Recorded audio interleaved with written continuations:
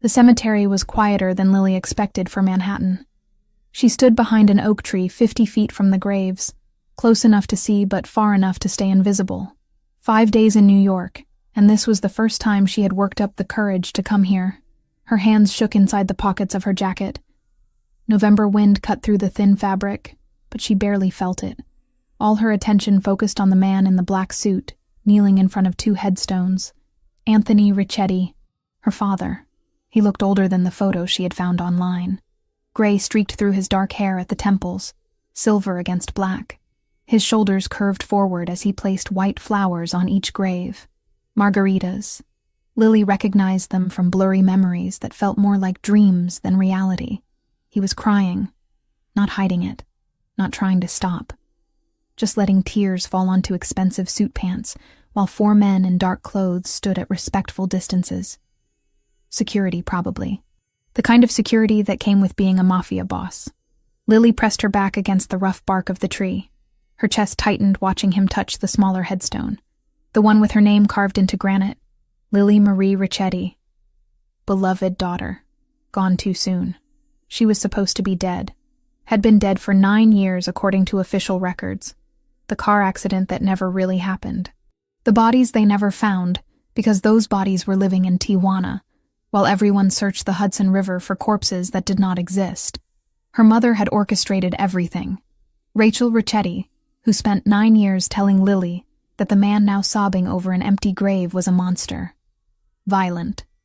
Dangerous. Someone they had to escape from or die trying. But monsters did not cry like that. Monsters did not visit graves every single day for 9 years.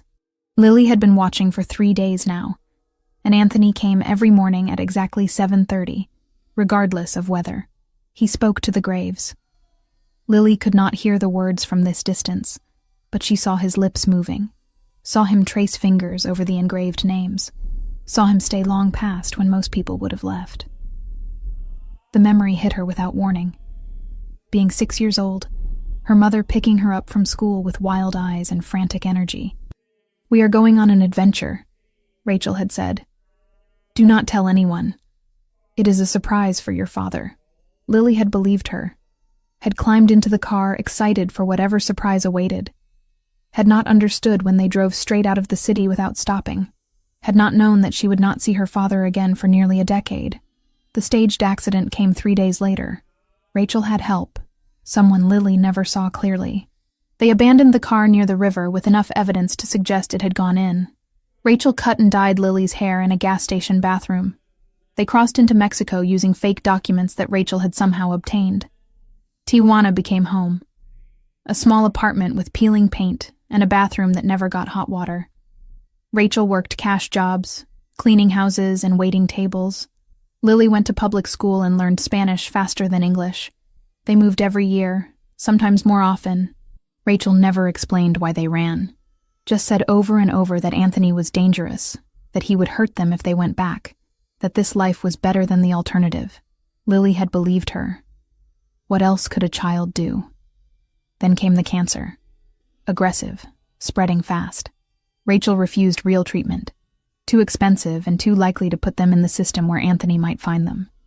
She tried natural remedies and prayer, neither of which stopped the disease from eating her alive. In the final weeks, drugged on pain medication and facing the reality of death, Rachel confessed everything. "I lied about him," she whispered from the hospital bed in the charity ward. Her voice barely carried over the beeping machines. "Your father never hit me, never threatened us. I left because I was angry, because the divorce was not enough. I wanted him to suffer the way I was suffering." Lily had sat frozen in the plastic chair, not believing what she heard. "I wanted custody. He was going to get it because of his lawyers, his money, his connections. So I took you instead. Made him think you were dead so he would never look." Rachel coughed, blood speckling her lips. "I thought it would make me feel better. It did not. It just made everything worse." "Why are you telling me this now?" Lily asked, numb. "Because you should know the truth. Because you deserve to know your father was not the monster I said he was." Rachel reached for Lily's hand with fingers like bird bones. "He is dangerous. That part is true. He runs the organization his father built. But he loved you. Loved you more than anything. Rachel died 2 days later. Lily was 15, alone in a foreign country with barely enough money for a bus ticket north. She cremated her mother using the last of their savings and sat with the ashes in the apartment for a week, trying to decide what to do. The truth had shattered everything she thought she knew. Her entire childhood built on a lie. 9 years stolen because one person could not handle anger and rejection like an adult. Lily made the decision alone. She would go back. She would find her father. She would see if the man Rachel described in those final confessions was real or just another version of the lies. She used the emergency money Rachel had hidden in a coffee can. Money Lily had not known existed until she found the note after the funeral. She forged documents claiming she was 18, hitchhiked to the border, and crossed using a fake name. Lily Mitchell. Common, forgettable. New York felt like another planet. Too big, too fast, too loud. Everything cost money she did not have. She slept in a youth shelter the first 2 nights, terrified someone would ask too many questions. Then she found the program, Youth Restoration, an organization that placed at-risk teenagers in supervised work programs with partner companies. One of those partners was Rickety Enterprises.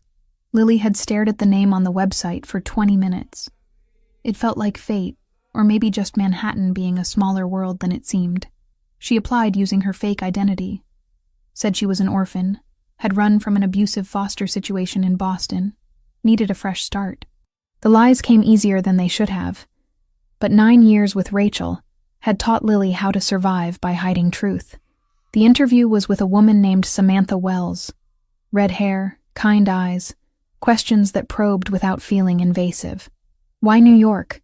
Samantha asked, pen poised over application paperwork. "Because no one knows me here," Lily answered. It was the most honest thing she said during the entire conversation. Samantha studied her for a long moment. Then she signed the approval form. "You start Monday. Do not make me regret giving you this chance." Lily nodded, throat tight. "I will not." That had been 5 days ago. Since then, Lily had been gathering courage to do what she came here for. To see Anthony Rickety. To understand who he really was before revealing herself, because the fear lingered. What if Rachel was right about some of it? What if he was dangerous? What if returning from the dead after 9 years made him angry instead of happy? So Lily watched, and what she saw broke something inside her chest that had already been fractured by too many revelations. Anthony stood now, brushing dirt from his knees. He said something to the graves that Lily still could not hear. Then he turned and walked toward the black SUV waiting by the cemetery entrance. He moved like someone carrying immense weight, shoulders tight, head slightly bowed. The security detail fell into formation around him, professional and alert. Lily waited until the SUV pulled away before stepping out from behind the tree. Her legs felt unsteady as she approached the graves. She stood where her father had been kneeling moments before. The flowers he left were fresh, white petals perfect against gray stone. Her own headstone stared back at her. The dates wrong, the death a fiction, but the grief etched into every letter completely real. "I am sorry," Lily whispered to the name carved in granite. Sorry for being alive when he thought she was dead. Sorry for the 9 years of pain. Sorry for everything Rachel had done using Lily as a weapon. She touched the cold stone, fingers tracing her own name. Tomorrow she would start work at Rickety Enterprises. Tomorrow she would be in the same building as Anthony, breathing the same air, existing in the same space for the first time in 9 years that he would remember. And she still had no idea what she would say when the moment came to stop being invisible. The wind picked up, scattering dead leaves across the perfectly maintained cemetery lawn. Lily pulled her jacket tighter and forced herself to walk away from the grave. She had a shelter curfew to make, and missing it would raise questions she could not afford to answer. On the subway back to the shelter, crushed between commuters, Lily pulled out the photo she kept folded in her pocket, the only one she had managed to save from childhood. Her 4th birthday. Anthony holding her on his shoulders while she laughed at something off camera. He looked happy. Young. Unburdened. She wondered if he ever smiled anymore. If 9 years of grief had killed that part of him completely. Monday morning came too fast. Lily stood outside the Richetti Enterprises building at 6:45, staring up at 18 floors of glass and steel. Somewhere in there, Anthony was probably already working, planning whatever Mafia bosses planned, living the life that Rachel had tried to steal Lily from. Samantha met her in the lobby at 7 sharp. "Ready?" she asked, professional smile in place. Lily nodded, not trusting her voice. The elevator ride felt eternal. They got off on the 15th floor, administrative offices. Clean, modern, intimidating in its perfection. "You will be working in filing and cleaning," Samantha explained as they walked through the space. "Keeping the records organized, maintaining the offices. Simple work, but important." "Understood." Samantha stopped outside a door marked Archive. "Few rules. Do not interact with senior executives unless spoken to first. Do not ask questions about business matters. Stay focused on your assigned tasks. Can you do that?" "Yes." "Good." Samantha handed her a key card. "Your shift is 7 to 3, Monday through Friday. Any problems? You come directly to me." Lily took the card, feeling the weight of plastic and lies in her palm. "Thank you for this opportunity." Samantha's expression softened slightly. "Everyone deserves a second chance. Do not waste yours." Then she was gone, heels clicking away down the corridor, leaving Lily alone with a filing system and the knowledge that her father was somewhere in this building above her head. The first day passed in a blur of learning systems and avoiding eye contact. The second day felt slightly easier. By the third day, Lily had established a rhythm. She could almost forget why she was really here, until she found the photo. It was in an old file box, mixed in with corporate documents from 15 years ago. A candid shot of Anthony, Rachel, and baby Lily at some company event. Anthony held infant Lily against his chest, while Rachel smiled at the camera. They looked happy. They looked like a real family. Lily's hands shook holding the photograph. This was what Rachel destroyed. This was what 9 years of lies had cost. She was still staring at the photo when footsteps approached from behind. "That needs to be filed in personnel archives." The voice froze every muscle in Lily's body. Deep, controlled, carrying authority without volume. She turned slowly. Anthony Richetti stood 6 feet away, close enough that she could see the gray in his hair, the lines around his eyes, the wedding ring he still wore despite Rachel being gone. His eyes locked on hers. Dark brown, intense, seeing everything. "What is your name?" he asked. Lily's throat closed. Seconds stretched into hours. She forced words past paralyzed vocal cords. "Lily Mitchell." Anthony went absolutely still. The color drained from his face in real time. His eyes, which had been professional and distant, suddenly focused on hers with terrible intensity. Green eyes. The same shade as Rachel's. The same shade his daughter had inherited. His mouth opened. No sound came out. He stared at her like seeing a ghost. Or maybe something worse than a ghost. Then he turned and walked away without another word, hands visibly trembling at his sides. Lily stood alone in the archive room, heart hammering, the photograph still clutched in her shaking fingers.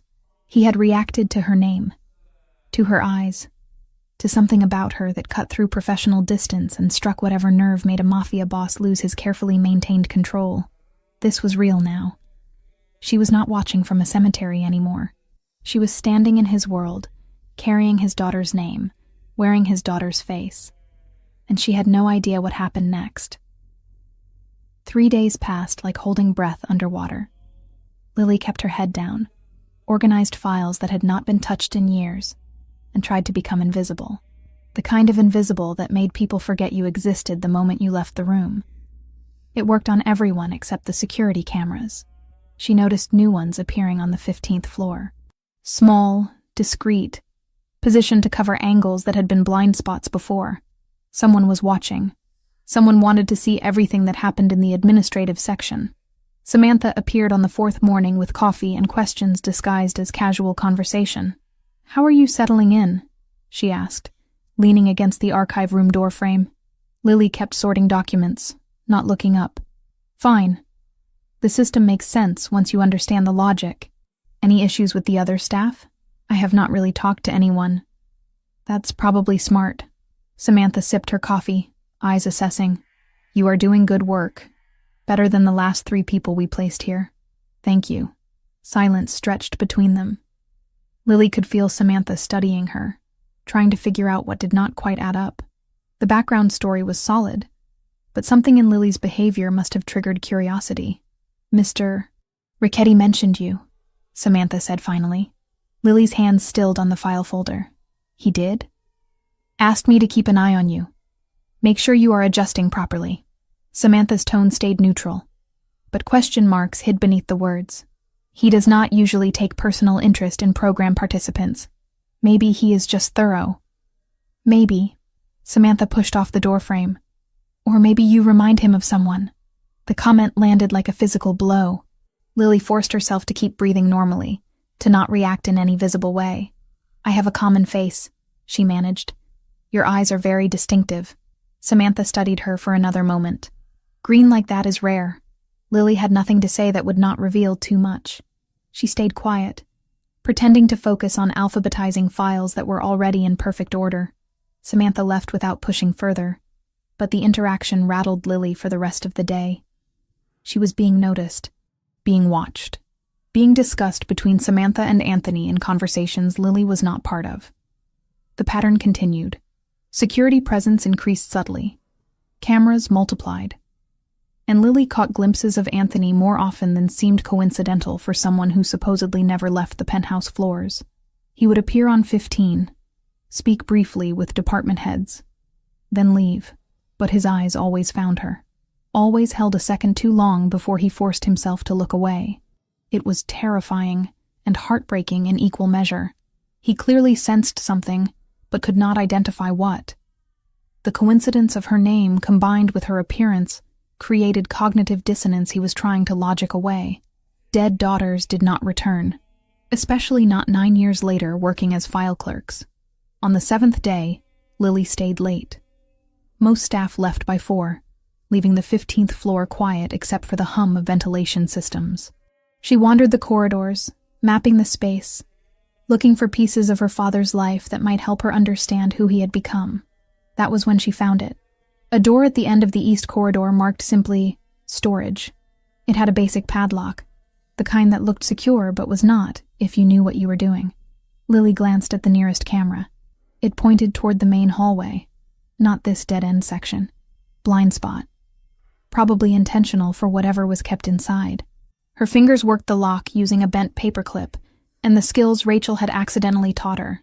When your mother could not remember where she put the house keys twice a week, you learned to get creative with entry methods. The lock clicked open. Lily held her breath and pushed the door. Inside was not storage. It was a personal archive. Boxes labeled with dates stacked on metal shelving. A small desk in the corner with a locked drawer. And on the walls, photographs in simple frames. Lily stepped inside and closed the door behind her. The photos destroyed her. Anthony holding baby Lily in the hospital. Lily's first birthday. Cake smashed everywhere. Her learning to walk while Anthony crouched with arms open. Preschool graduation. Every milestone documented and displayed like a shrine to someone who no longer existed. She moved deeper into the room. The boxes were organized chronologically. She opened one labeled 2016, the year of the disappearance. Inside were Lily's belongings. Her favorite stuffed rabbit, drawings she made in kindergarten, a jacket she had loved with stars on the sleeves, baby shoes preserved in tissue paper.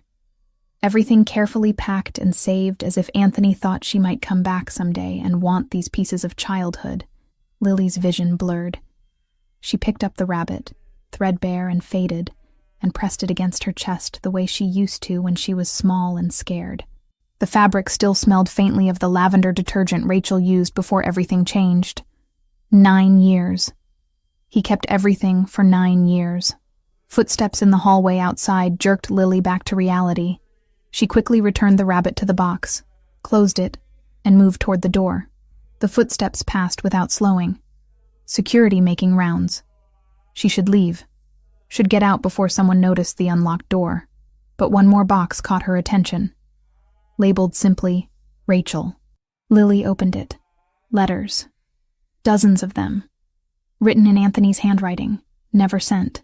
All addressed to Rachel. dated after the accident. Lily pulled one out and read, "I know you are gone. I know you are not reading this. But I need to tell you that I am sorry. Sorry for working too much. Sorry for not fighting harder to fix us. Sorry that our daughter will never know how much I loved her. I failed you both. I will carry that until the day I die." Lily read another, and another, each one a confession of grief, regret, love that had nowhere to go. Anthony had written to his dead wife for years, processing pain the only way he knew how. The last letter was dated 3 months ago. "I met someone today, just in passing. She coordinates a youth program we partner with. Red hair, kind eyes. I felt something when she smiled. Guilt, mostly. Guilt that I could feel anything at all when you and Lily are gone. I do not know if I am allowed to be human again. I do not know if I want to be. Samantha." He was talking about Samantha. Lily carefully returned the letters to the box and closed the lid. Her hands shook. Her father was beginning to heal, to feel again. And she was about to explode back into his life and shatter whatever fragile piece he had built.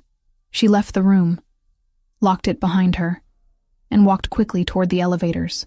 The building felt too small suddenly, walls pressing in. Outside, cold air hit her face. Lily walked without destination, letting her feet carry her through Manhattan streets while her mind spun. What was she doing? What did she think would happen? She had imagined confrontation, answers, maybe even reunion, but watching her father grieve, seeing the depth of what Rachel's lie had cost him, made everything feel impossibly complicated. Revealing herself could heal him, or it could break him completely. Lily was so lost in thought she almost missed the black SUV pulling up beside her. The window rolled down smoothly. "Miss Mitchell." She stopped, heart jumping. A man in a dark suit sat in the back seat. Not Anthony. Someone else, older, with sharp eyes and a face that suggested violence lived close beneath the surface. "Mr. Ricchetti would like to speak with you." "Now?" Lily's voice came out smaller than she intended. Now. It was not a request. Lily understood enough about this world to know that refusing would create problems she could not handle. She got into the SUV. The drive took 15 minutes. They went to a building in a different part of the city, upscale but not corporate. Residential maybe, or something pretending to be. The man, who was not Anthony, led her to a penthouse on the top floor. The door opened into a space that screamed wealth without trying. Floor-to-ceiling windows showing the city skyline, furniture that looked expensive because it was, art on the walls that might have been originals. Anthony stood near the windows, back to the door. He did not turn when Lily entered. "Leave us," he said to the man who brought her. The door closed. Lily and Anthony were alone. Silence stretched. Lily's pulse hammered in her ears. "Do you know who I am?" Anthony asked, still not turning. "Yes. Do you know what I do?" "I have an idea." "Then you understand that I could make you disappear, that no one would ask questions, that there would be no consequences." Terror spiked through Lily's nervous system, but underneath it, something else. Curiosity about whether he actually would. "I understand," she managed. Anthony finally turned. His face was unreadable, controlled in a way that felt dangerous. "Why did Samantha Wells place you in my building?" "It was random assignment, part of the program." "I do not believe in random." He moved closer, each step measured. "You show up out of nowhere with a name that makes me feel like I am losing my mind, and I am supposed to think it is coincidence?" Lily held his gaze even though every instinct screamed to look away. "My name is common. I did not choose it to hurt you." That was true. She had chosen it because it was her name, the one thing she refused to change even when everything else was a lie. "Your eyes," Anthony said quietly, stopping a few feet away. "They are the exact shade of green my daughter had. I am sorry. I cannot change my eyes." "No." His jaw tightened. "You cannot." Another silence. Anthony studied her face like a puzzle he could not solve. "How old are you?" 18. The lie felt heavy. "You look younger." "I have always looked young for my age." Anthony's eyes narrowed. He did not believe her. Did not believe anything she was saying. But he also had no evidence to contradict her beyond instinct and coincidence. Samantha says you are doing good work, he said finally. I try to be useful. Why? The question caught her off guard. Why what? Why do you try? Most kids in your situation do the minimum. You go beyond. You stay late. You fix problems no one asked you to fix. Why?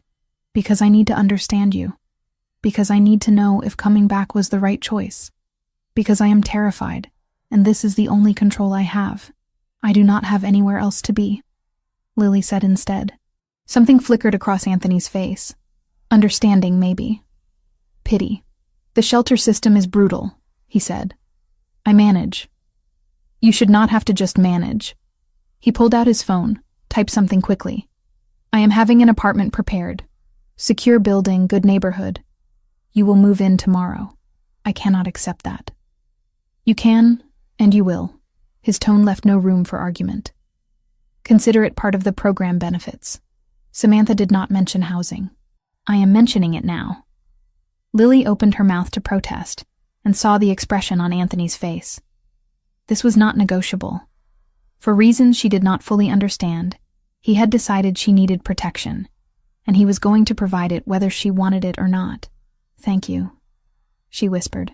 Anthony nodded once. A car will pick you up from the shelter tomorrow at 8. Bring whatever you have. Everything else will be provided. Why are you doing this? The question hung between them. Anthony looked at her for a long moment, something broken and desperate moving behind his carefully controlled expression. Because no child should have to survive alone. The car took Lily back to the shelter in silence. She lay awake that night staring at the ceiling, replaying every word of the conversation. He was helping her, protecting her, responding to her existence with generosity instead of suspicion, and he had absolutely no idea who she really was. The apartment Anthony provided was more than Lily had lived in her entire life.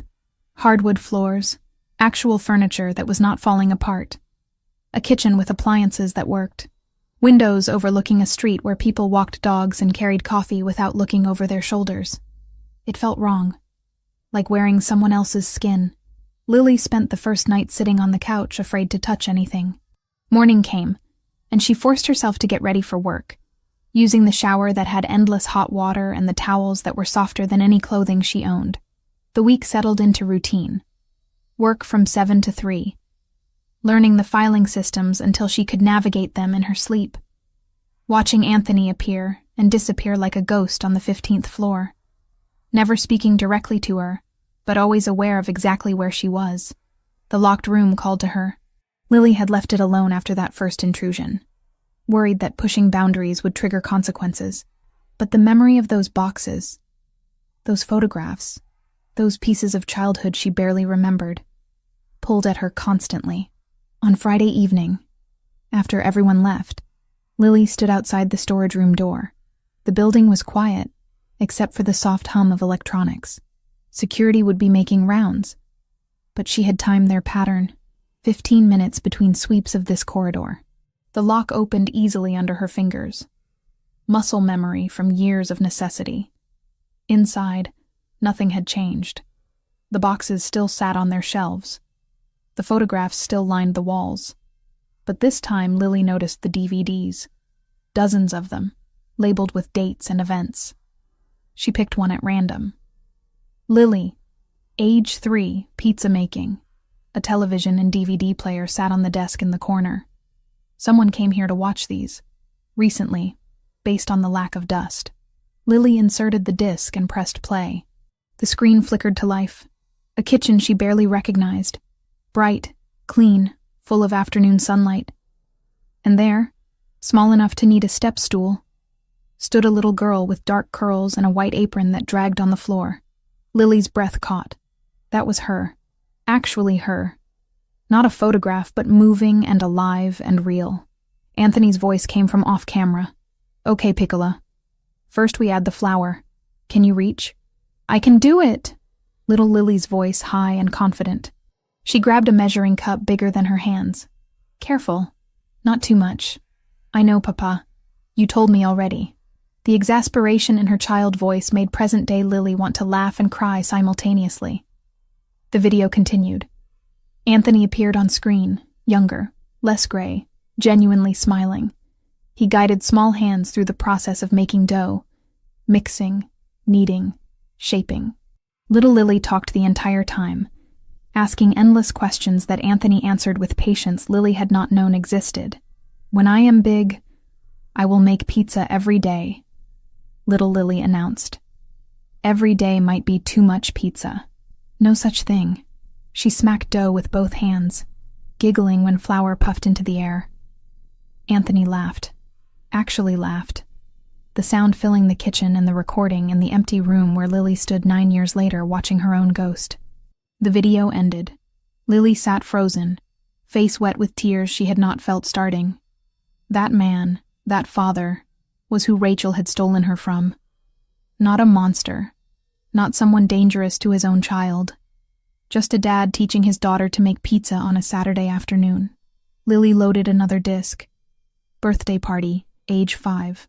The whole thing captured on video. Anthony carrying her on his shoulders while she shrieked with joy. Rachel smiling genuinely before whatever darkness took root in her mind. Cake, presents, family members Lily did not recognize. She watched video after video, each one a piece of the childhood Rachel had erased. Each one proof that the lie had been complete and deliberate. Hours passed without Lily noticing. She was so absorbed in the screen that she did not hear the change in the building's ambient sound. Did not register that someone was accessing security footage in real time. 3 floors up, Anthony sat in his private office staring at a monitor showing the storage room. He had known the moment Lily entered. The alert came directly to his phone, same as last time. But watching her watch those videos, seeing her face illuminated by memories she should not have access to, broke something in his chest that had already been cracked for years. She cried, openly, desperately, touching the screen when the child version of herself appeared, like she recognized something she had lost. Anthony picked up his phone to call security, to have her removed, questioned, possibly arrested for repeated breaking and entering. His finger hovered over the contact. On screen, Lily pressed her palm flat against the television. The video showed Anthony swinging his daughter in circles while she laughed. Present-day Lily's shoulders shook with sobs. Anthony put the phone down. He typed a message to security instead. Storage room on 15. Leave it unlocked going forward. Filing error. The response came immediately. Understood, sir. Anthony turned off the monitor. He did not want to watch anymore. Did not want to see this girl who was not his daughter grieving for a childhood that was not hers to mourn. Except something about the way she touched that screen, the way she whispered words he could not hear, made his certainty waver. He pushed the thought away violently. His daughter was dead. 9 years dead. Grief did not get to create false hope from coincidence, and a stranger with the right name. Lily finally left the storage room near midnight. She returned to the apartment Anthony provided and lay awake until dawn, processing everything she had seen. Her father loved her. Past tense, present tense, probably future tense. That love saturated every frame of video, every carefully preserved toy, every photograph hung with precision. Rachel had destroyed that, deliberately, cruelly. Lily was angry at her dead mother in a way that felt dangerous. Anger that had nowhere to go, no target to confront, no way to be resolved. Saturday morning, Samantha called.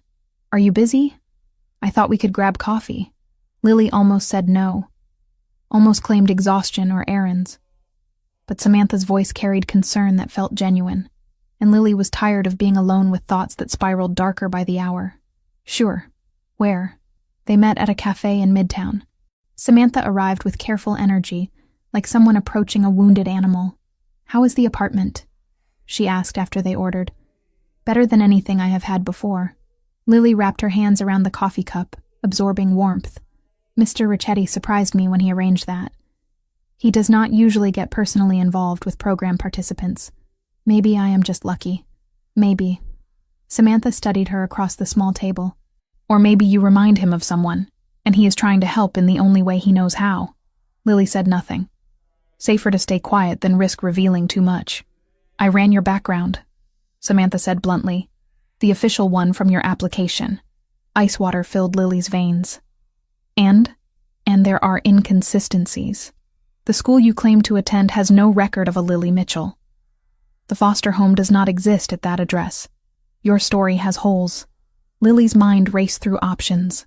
Deny, deflect, run.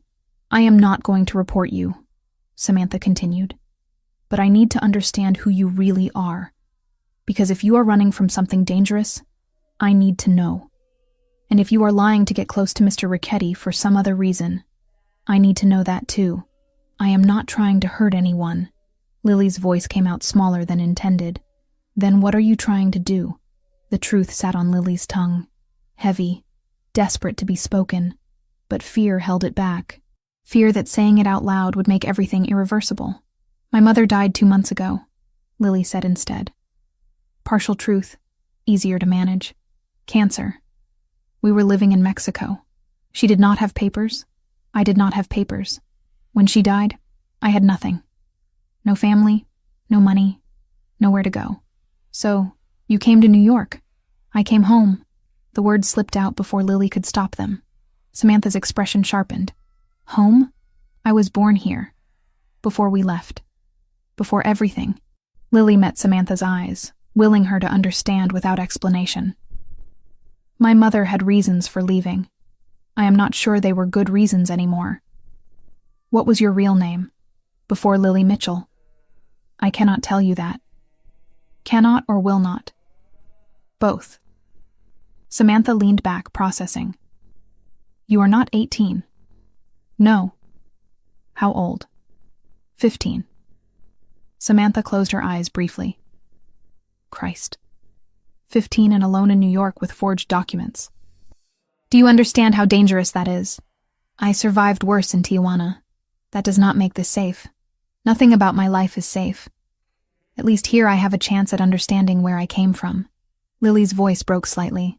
At understanding who I was supposed to be, before my mother took that away. Silence settled between them. Other cafe patrons talked and laughed, oblivious to the confession happening at the corner table. I am not going to turn you in, Samantha said finally. But you need to be careful. If Anthony finds out you have been lying, that you broke into his personal storage, that you are not who you claim to be, he will make me disappear. Lily finished the sentence calmly. He will consider it. That man protects what is his with terrifying efficiency. And right now, for reasons I do not fully understand, he considers you under his protection. If he thinks you betrayed that, the response will not be gentle. I am not betraying anything. I am just trying to survive. By lying to a mafia boss. Samantha's tone carried no judgment, just statement of fact. By trying to find home in the only place that ever felt like one. Even if I barely remember it.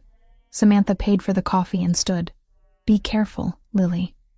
Whatever your real name is, whatever you are really doing here, be extremely careful.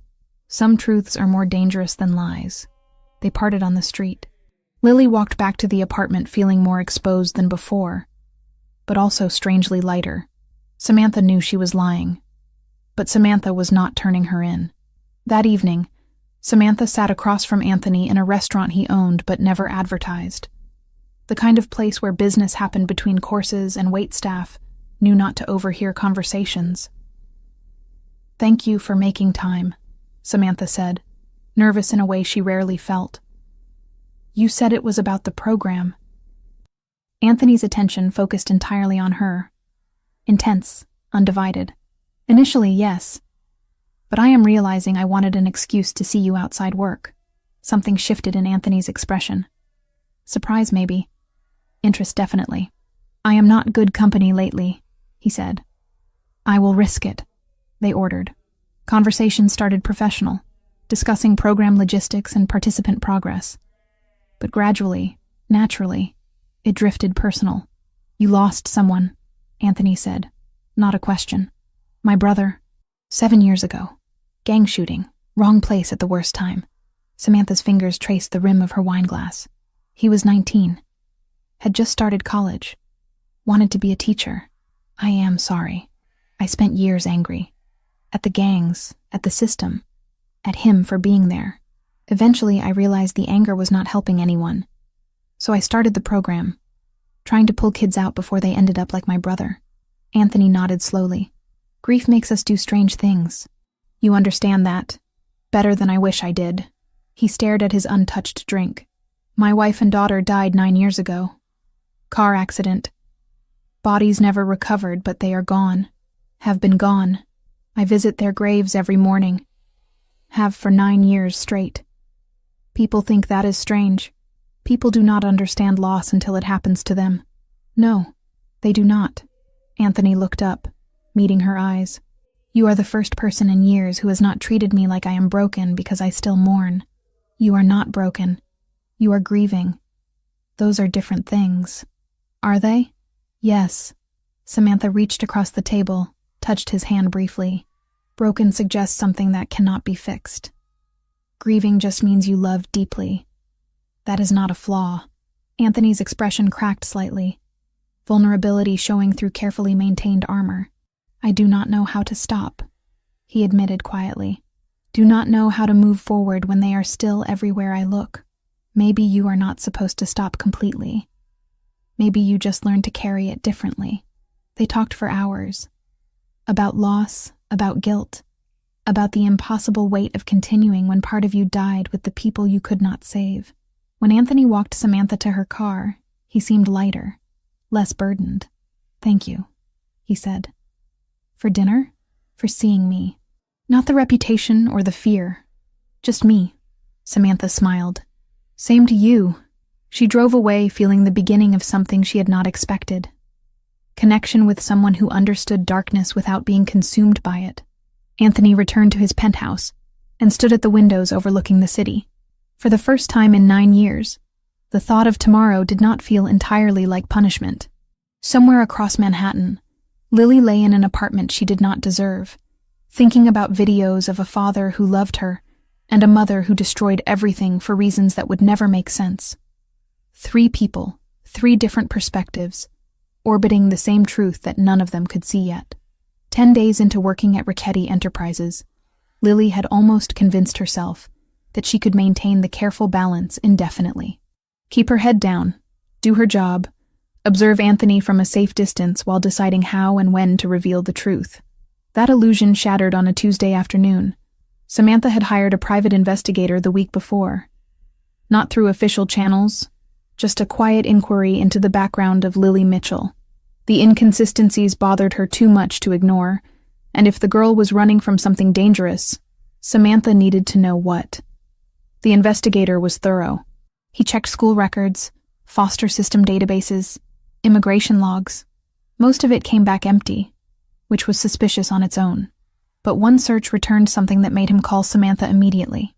I found a Rachel Richetti in the immigration records, he said.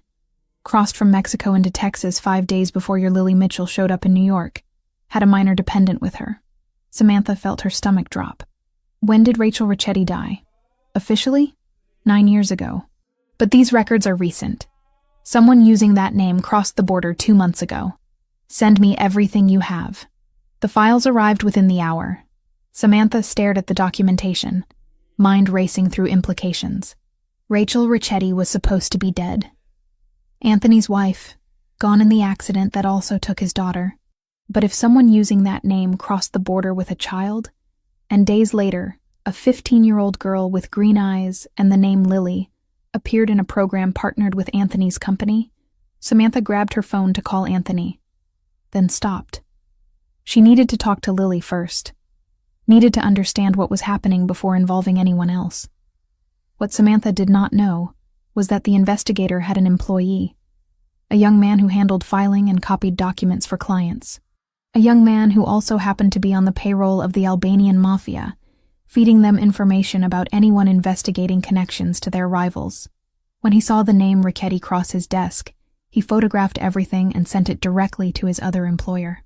The Albanians had been watching the youth restoration program for months. It was perfect for their purposes. Anthony Richetti protected those kids, which meant they were leverage, potential targets, ways to hurt a man who was otherwise nearly untouchable. But this was something else entirely. If Anthony Richetti's supposedly dead daughter was actually alive and working in his building without his knowledge, That was information worth its weight in gold. They decided to investigate directly. Lily left work at 3, same as always. She walked the 6 blocks to the subway, lost in thought about the videos she had watched the night before. Another hour spent in that storage room. Another hour of seeing the father Rachel had stolen from her. She did not notice the man following her. Did not register the second man across the street keeping pace. Not until one of them stepped directly into her path. "Lily Mitchell," he said. Accent thick, Eastern European. "We need to talk." Lily stopped, every instinct screaming danger. "I do not know you, but we know you. Know your real name, too. Lily Ricchetti." He smiled without warmth. "Or should we call you the girl who came back from the dead?" Terror spiked through her. "I do not know what you are talking about." "No?" The second man appeared beside her, boxing her in. "You do not know Anthony Ricchetti? Do not work in his building? Do not live in the apartment he pays for? I work for a company. That is all. We think you are more than that. We think you are very interesting. And we think you might want to make some money telling us about your father." The word father landed like a physical blow. They knew. Somehow, they knew. Lily bolted. She ran without thinking, instinct taking over. Behind her, footsteps pounded pavement. Shouts in a language she did not understand. She made it 2 blocks before hands grabbed her jacket. Lily twisted, pulling free, but momentum sent her stumbling into a brick wall. Her arm scraped against rough surface, tearing fabric and skin. The men closed in. Then everything exploded into violence. Anthony appeared from nowhere, moving with speed that seemed impossible for someone his size. He grabbed the first man by the throat and slammed him into the same wall Lily had just hit. The sound of impact was sickening. The second man reached for something under his jacket. Anthony was faster. He caught the man's wrist, twisted sharply. Bone cracked. The man screamed. Lily stood frozen, watching her father dismantle 2 armed men in under 10 seconds. This was not the person from the videos. This was someone else. Someone dangerous and efficient and terrifying. Security vehicles screeched to a stop around them. Men in suits poured out, grabbing the 2 Albanians who were now on the ground groaning. Anthony turned to Lily. His eyes were wild, unfocused. Then he saw her bleeding arm, and something shifted. The violence drained away, replaced by concern that looked almost frantic. "You are hurt." His voice came out rough. "It is just a scrape. Get in the car." Not a request. The SUV was there, door already open. Lily got in, because refusing seemed more dangerous than complying. Anthony slid in beside her, already pulling out his phone. "Samantha, I need you at the penthouse immediately." He hung up before she could respond. The drive took 8 minutes. Lily counted every second, hyper-aware of Anthony beside her radiating barely controlled energy. He had not asked if she was okay. Had not asked what the men wanted. Just sat there breathing too fast and staring at her like she might disappear. The penthouse was exactly what she expected. Expensive, cold, overlooking the city like a kingdom. Anthony led her to a kitchen that looked barely used and pointed to a chair. "Sit." Lily sat. He returned with a first aid kit, movements precise but hands shaking slightly. He rolled up her sleeve, examining the scrape with focus that felt excessive for such a minor injury. "This will sting," he said, applying antiseptic. It did sting, but Lily barely felt it. She was too focused on Anthony's face. The concentration there, the care. Like this small injury mattered more than the violence that just happened. He bandaged the scrape with careful attention. Tape placed exactly right. Then his eyes caught on something else. Lily's jeans had torn during the fall, a small rip just above her left knee, exposing a scar about 1 inch long. Anthony's hands froze. "Where did you get that?" "The scar?" Lily looked down. "I fell off a bike when I was 5. Needed stitches." The color drained from Anthony's face. He stared at the scar like it was a ghost-made flesh. "What is wrong?" Lily asked. "Nothing," but his voice came out strangled. My daughter had a scar exactly like that. Same place, same shape." The moment stretched. Lily could see him processing, trying to make sense of coincidence piling on top of coincidence. Name, eyes, scar. How many similarities before it stopped being random? But dead daughters did not come back. That was impossible. The elevator chimed. Samantha rushed out, concern written across her face. What happened? Are you both all right? Albanian Mafia approached her on the street, Anthony said, still staring at Lily's knee. They knew her name. Knew she worked for me. How would they know that? That is what I intend to find out. Anthony finally looked up at Samantha. Can you stay with her while I handle the interrogation? Of course. Anthony left without another word. Samantha waited until the elevator doors closed before turning to Lily with an expression that demanded truth. My office got broken into 2 days ago, she said quietly. The investigator I hired to check your background. Someone stole copies of his files. Lily's breath caught. What files? Immigration records showing Rachel Ricchetti crossed the border from Mexico 5 days before you appeared in New York. Samantha moved closer. The same Rachel Ricchetti who supposedly died 9 years ago with her daughter. I can explain. I think you better. Samantha's voice stayed gentle but firm. Because right now, the Albanian Mafia knows something about you that made them come after you directly. And Anthony is downstairs torturing 2 men for answers that I think you already have. Lily felt everything crumbling. The careful facade, the planned revelation, the control she thought she maintained. It all fell apart under Samantha's knowing gaze. My name is Lily Ricchetti, she whispered. Not Mitchell. Ricchetti. Samantha went very still. Anthony's daughter. Yes, but you are supposed to be dead. I was never dead. My mother faked the accident. She kidnapped me, took me to Mexico, and made my father believe we drowned.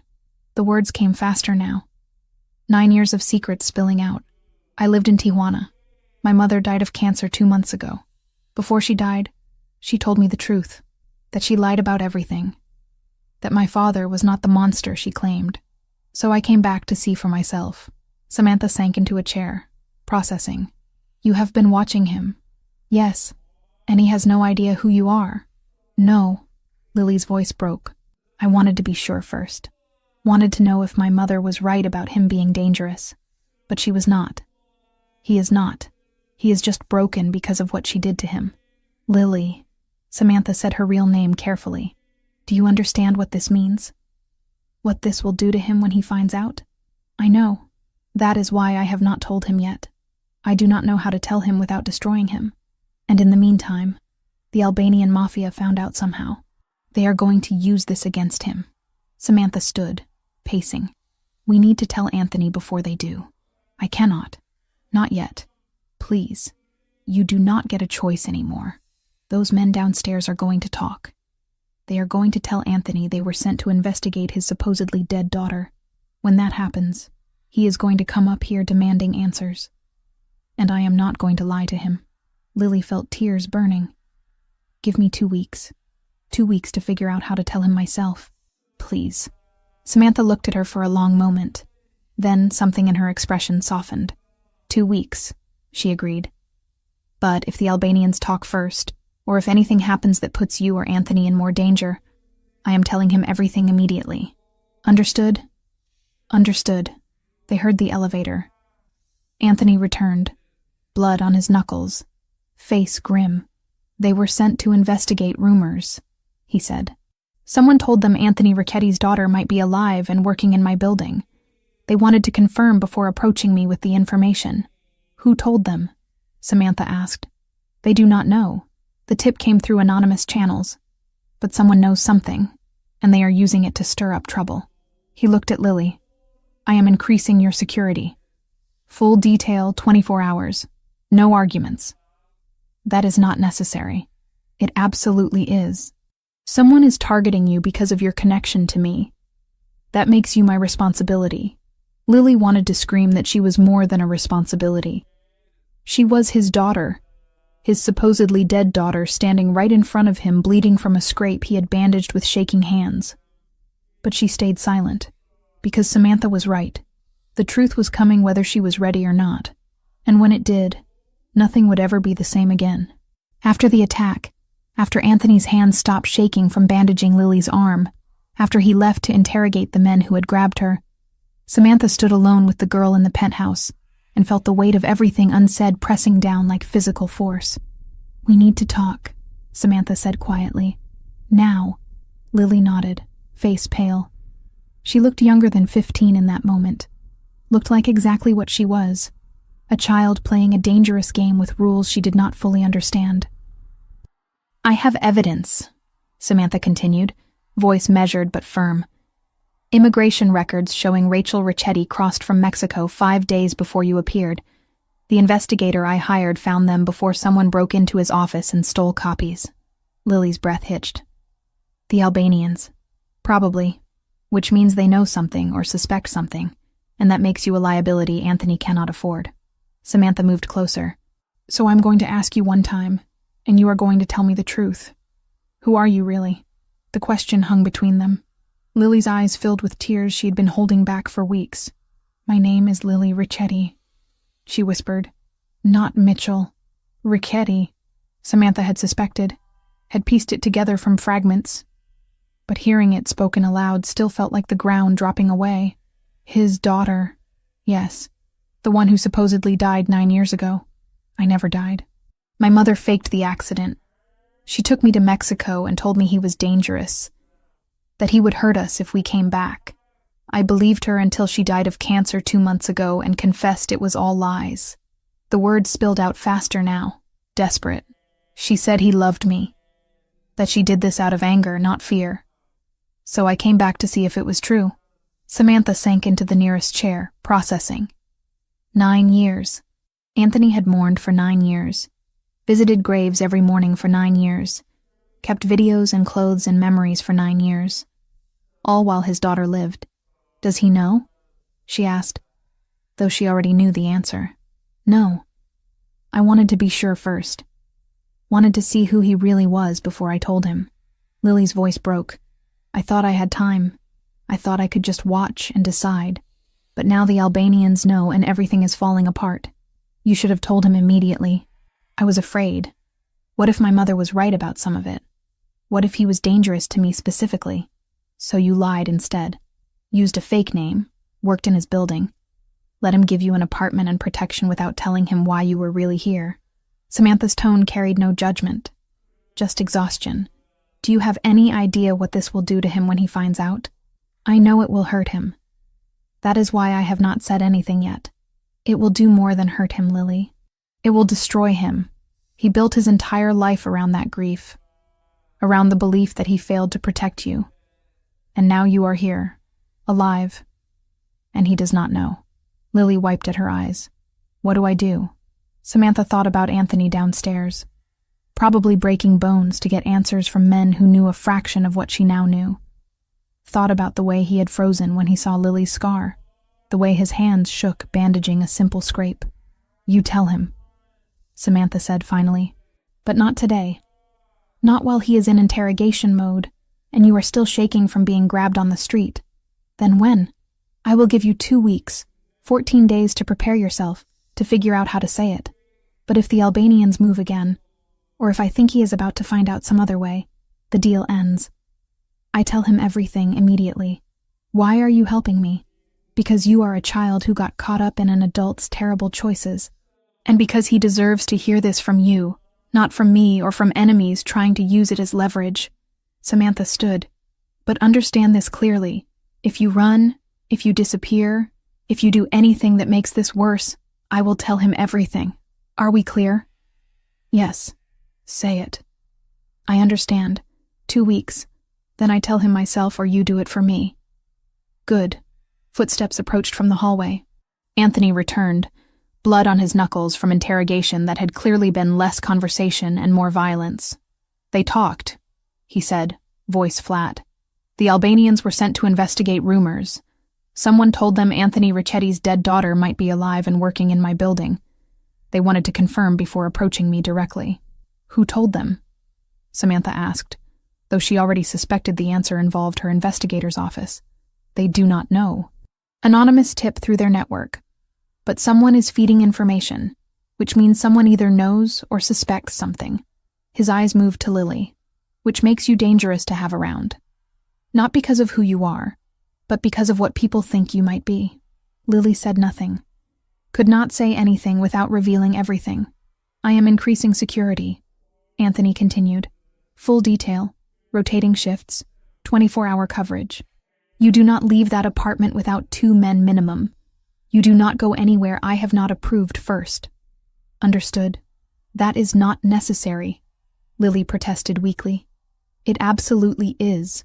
Someone grabbed you on my watch. That does not happen twice. His tone left no room for argument. You are under my protection now. That means something in this world. After he dismissed them, Samantha drove Lily back to the apartment in heavy silence. Only when they were alone in the car did she speak again. He is going to figure it out eventually, she said. The coincidences are piling up too high. Name, eyes, scar. How long before he stops explaining it away as grief playing tricks? I know. Lily stared out the window at the city passing by. I will tell him. I just need time to find the right words.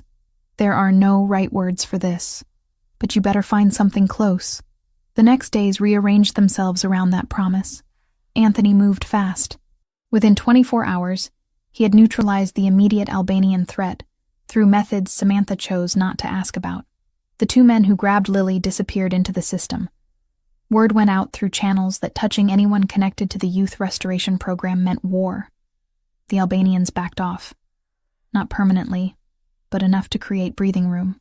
Anthony made it clear he would trade territory, money, access, whatever it took to keep his protected people safe. It was more than most bosses would offer. It was also more than made logical sense for a girl he barely knew. But Anthony did not operate on logic where Lily was concerned. Something about her bypassed rational thought and went straight to instinct. Protect, guard, keep safe. He could not explain it. Did not try. Just accepted that this was how things were now. Security became Lily's constant shadow. 2 men, always. They did not speak unless necessary. Did not ask questions. Just existed as silent barriers between her and the world. At work, they stood outside the archive room. On the subway, they sat 2 seats away. Outside her apartment at night, they took shifts in the hallway. Lily hated it and needed it at the same time. In between the security and the fear, something else happened. Anthony started pulling her into his orbit more deliberately. It started small. Checking in during lunch to make sure she had eaten. Asking about her day when their paths crossed in the building. Small gestures that felt oversized coming from someone like him. Then it escalated. I am having dinner with Samantha tonight, he told Lily one afternoon. You should join us. That is not necessary, she said automatically. I am not asking if it is necessary. I am telling you that I want you there.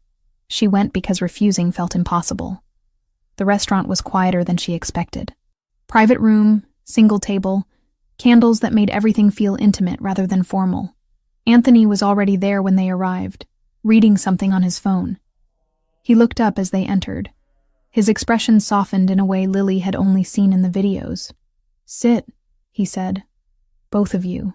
Dinner became a pattern over the following 2 weeks. Sometimes it was the 3 of them. Sometimes just Anthony and Samantha while Lily stayed behind. Aware that something was building between them that had nothing to do with her, she watched them carefully during those shared meals. Watched the way Anthony leaned toward Samantha when she spoke. The way his voice dropped into something gentler when he answered her questions. The way he smiled, actually smiled, at things she said. You are different with her, Lily observed one night when Samantha had stepped away to take a call. Anthony did not deny it. She sees me. Not the reputation or the fear. Just the person underneath all of it. That matters to you. More than I thought it would. He studied Lily across the table. You understand loss. I can see it in you. The way you hold yourself. Like you are used to things disappearing. My mother died 2 months ago, Lily said. True enough. Even if incomplete. Then you know what it costs to keep breathing after. He paused. Samantha understands that too. Her brother died young. Gang violence. She spent years trying to save other kids from the same fate. Is that why you trust her? I trust her because she does not flinch from difficult truths. And because when I talk about my daughter, she does not look at me like I am broken. The mention of his daughter made Lily's chest tighten. You still think about her, she said carefully. Every day. Every hour. His voice carried weight that years could not erase. She would be your age now. 15. I wonder what she would be like.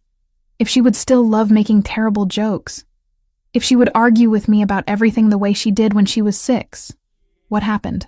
Lily asked, even though she knew. Needed to hear him say it. Car accident. My wife was driving.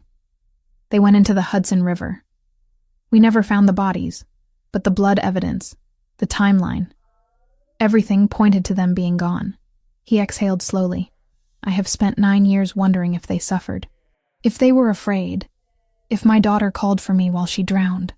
The pain in his voice nearly broke her. Lily wanted to reach across the table and tell him right then. Tell him she had not drowned. Had not suffered in that way. Had been alive this entire time. But Samantha was returning, and the moment closed. Later that night, after Anthony had walked them both to their cars, Samantha pulled Lily aside. You are running out of time, she said quietly. He is starting to care about you independent of whatever instinct is telling him to protect you. When he finds out you have been lying this entire time, that care will turn to something much worse. I know. I am working on it. Work faster. The 2 weeks moved like water through cupped hands. Lily tried to write the confession a dozen times. Started letters she could not finish. Practiced speeches that sounded hollow out loud. Meanwhile, Anthony wrestled with ghosts. The scar on Lily's knee haunted him. He thought about it at night when sleep would not come. Thought about the day his daughter fell off her bike. The way she cried but refused to let go of his hand through the entire emergency room visit. 6 stitches. Small scar.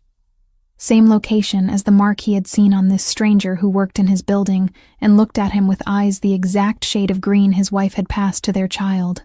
He told himself it meant nothing. Coincidence existed. Scars happened. People fell. But the explanation felt thinner each time he repeated it. One night he sat in the storage room on 15, watching videos of his daughter. Paused on a frame of her face at age 4, then pulled up security footage of Lily from that morning. Side by side, they looked nothing alike. Different ages, different contexts, different lives. But the tilt of her head when she was thinking, the way her mouth curved when she was trying not to smile, the exact arch of her eyebrows when she concentrated. He closed both screens and poured a drink he did not finish. She is dead, he said aloud to the empty room. This is grief. Nothing more. The room did not answer. While Anthony fought with himself, Samantha found herself pulled deeper into his life. Their dinners became longer. Their conversations drifted from work to personal territory more often. He told her about his parents, about the restaurant his father had run as a front for other business, about his mother who pretended not to know the details as long as her husband came home each night. Did you ever want something different? Samantha asked one evening. When Lily was born, yes. I thought about leaving, taking them somewhere quiet. But this life does not let go easily. There are always obligations. He looked at her with something raw, showing through the usual control. If I had known what staying would cost, I would have burned it all down myself. You love them that much. I love them that much, he corrected. Present tense. That does not end. Does it get easier? Some days it feels like a scar that has healed over. Still there, but not actively hurting. Other days it is as fresh as the first morning. No pattern. No warning. You just wake up and it is there again. Samantha reached across the table, touched his hand briefly. You are allowed to feel things again. To want things that are not just about surviving. Am I? Yes. He looked at their hands, his larger and scarred from years of violence, hers smaller and steadier. He did not pull away. I am not good at this, he admitted quietly. At being anything other than what I am. I am not asking you to be different. I am asking you to let someone in. The last time I did that, I lost everything. And if you never do it again, you lose anyway. Just slower. The truth of it settled between them. Anthony lifted her hand to his lips, kissed her knuckles with reverence that felt almost sacred. Thank you, he said. For what? For not giving up on the idea that I might still be human underneath all of this. Samantha drove home that night with the ghost of his kiss still on her skin, and the weight of Lily's secret heavy in her chest. She texted Lily when she got inside. "Time is almost up. Have you decided how you are going to tell him?" The response came back quickly. "Yes, I am writing it down. Everything. He will read it, and then I will be there to answer whatever questions he has." "When?" "End of this week, before the 2 weeks are up." "Good. Because I do not think I can keep this from him much longer. He is starting to ask questions I cannot answer without lying directly to his face. I know. Thank you for giving me this time. Do not thank me yet. This is going to get much worse before it gets better." Lily read the text and knew Samantha was right. But worse was coming regardless. At least this way, she controlled the timing. She pulled out a blank page and began to write. The story started where all stories start, at the beginning. And this time she did not stop until every word was on paper. Saturday arrived cold and clear. Lily dressed carefully, choosing jeans and a sweater that would not draw attention. She braided her hair because leaving it down felt too vulnerable for what she was about to do. The SUV picked her up at noon. Samantha was already inside, expression carefully neutral. Anthony sat in front, speaking quietly into his phone in Italian. He hung up as the vehicle pulled into traffic. "We will be there in 40 minutes, he said without turning around. "The house is empty today. My cousin is out of town." Lily watched the city give way to suburbs, then to spaces between properties that suggested wealth existed here in acres rather than square footage. When they finally turned down a private drive, her breath caught. She remembered this. Not clearly, not with adult precision, but in fragments. The iron gate, the long driveway lined with trees, the house itself, brick and stone, and windows that reflected sky. They parked in front. Anthony got out first, waited for them to follow. "It has been in the family for 30 years, he said. "My father bought it when the business became successful. I lived here with Rachel and Lily before things fell apart." He said his daughter's name without flinching, but Lily saw the tightness around his eyes. They walked to the door. Inside, the house was preserved in a way that suggested someone cared about its history. Furniture that looked original, photographs on walls, rugs that had been there for decades. Anthony moved through the space like a ghost revisiting old haunts. He pointed out rooms with sparse description.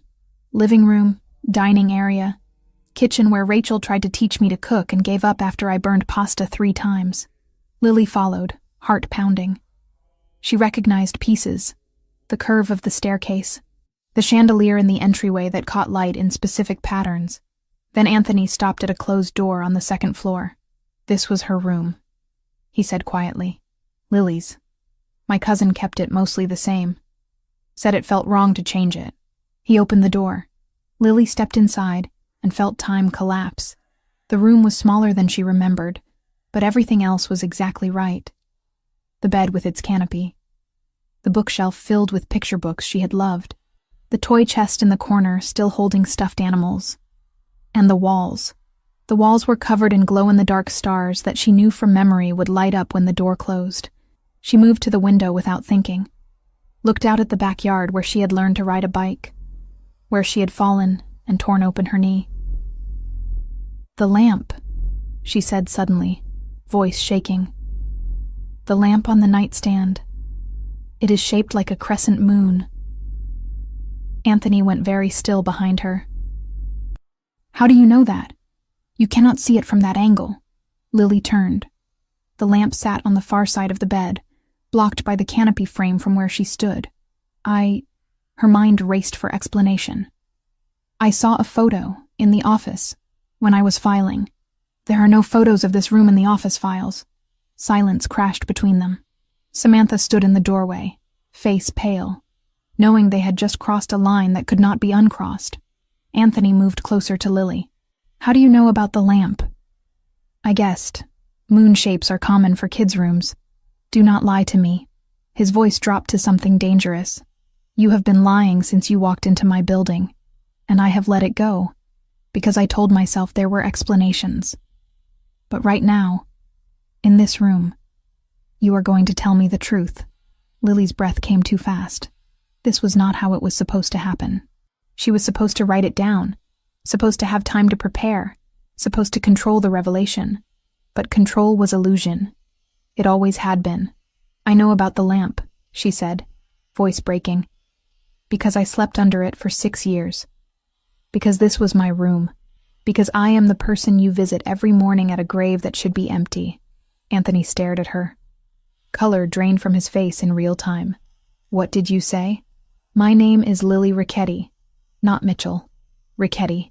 The words tumbled out now, unstoppable. My mother faked the accident. She took me to Mexico. She told me you were dangerous, that you would hurt us if we came back. I believed her until she died and confessed that she lied about everything. He took a step back like she had struck him physically. That is not possible. You are dead. The car, the blood, the investigation, all staged. She planned it for weeks. Had help from someone I never met. We crossed into Mexico the same night you thought we drowned. I lived in Tijuana for 9 years while you visited empty graves. No. He shook his head violently. No. My daughter is dead. This is some kind of con. Some elaborate game to get close to me. To use my grief. I have your daughter's scar. Lily pulled up her jeans, showed her knee. 6 stitches.